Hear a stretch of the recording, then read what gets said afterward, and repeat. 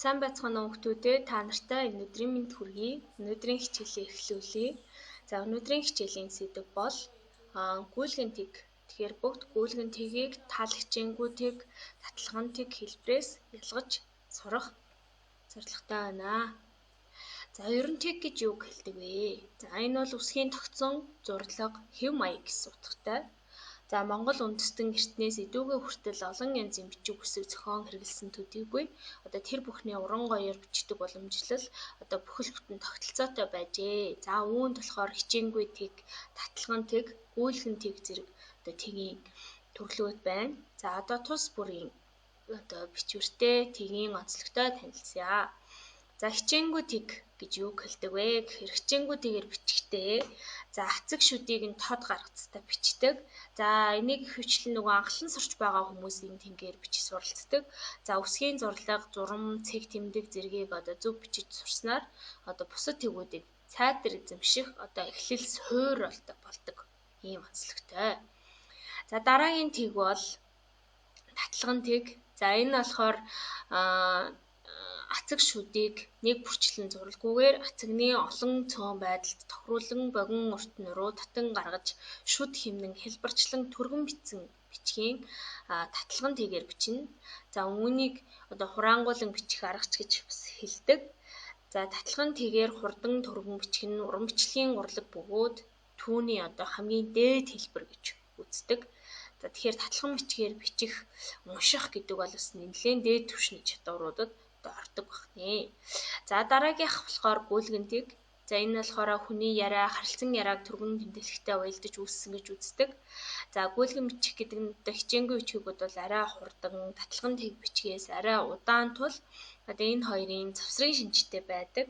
За ацаг шүдийг мэдэгдэх төдий тэмдэглэж бичдэг бичлэгийн өвөрмөц одоо хэлбэр юм аа. За татлаган дээр бол одоо ацаг шүд байхгүй те зайг нь үлдээдэг ч юм уу ингэдэг байхад энэ дээр бол мэдэгдэх төдий. За гүйлгэн тэгийг 19-р зууны 2-р хагасд үүссэн гэж судлаачид одоо тэмдэглэсэн байдаг аа. За тэгвэл гүмгхэн бичгийн онцлог юу гэдэг вэ? Титмэг яадаг вэ?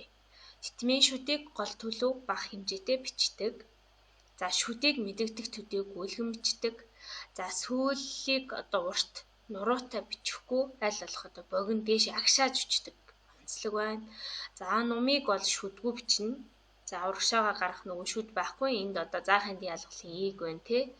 За эр үсгийг үгийнхэнд дунд адагт үзэг салгалыг бичвэл хурдан бичих болно.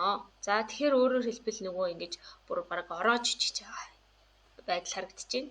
За га үсгийг болохоор өмнөх хоёр туслыг энэ мэт бичнэ. За одоо өмнөх хоёр туслыг ингээ хоолбицсан хооронд нь. За энэ үсгийн өмнөх туслыг энэ мэт бичвэл зөвтэй. За гидсний өмнө орсон дээтэй үсгийн шүдгүй бичдэг. За тэгжээж одоо ялгадаг байх мэт. За хаа үсгийг болохоор эр үгэнд орсон хаа үсгийг үзэг салгалгүй мөн шүдгүй бичнэ. Ба бэ үсгийг шүдгүй бичиж болно. За дунд орсон нис үсгийг мөн шүдгүй бичиж болно.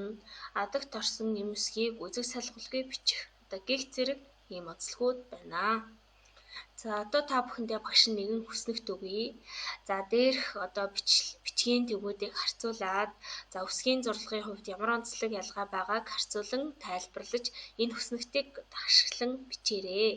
За зарим онцлог зурлага, зарим онцлог үсэг гэж байгаа. Тэр зурлага дээр одоо жишээлбэл шүдийг яаж юм. Хичээнгүү тэг дээр шүдийг яах вэ? Тод бичнэ.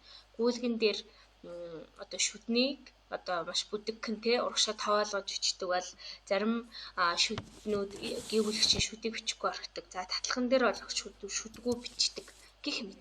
Одоо энэ мэтчлэнгээр бүх үсэг зурлагуудыг ажиглан дүгнэлт гаргаарай. За тэгээд анхаарлаа хандуулсанд баярлалаа. Өнөөдрийн хичээл маань энэ хүрээд өндөрлөж байна.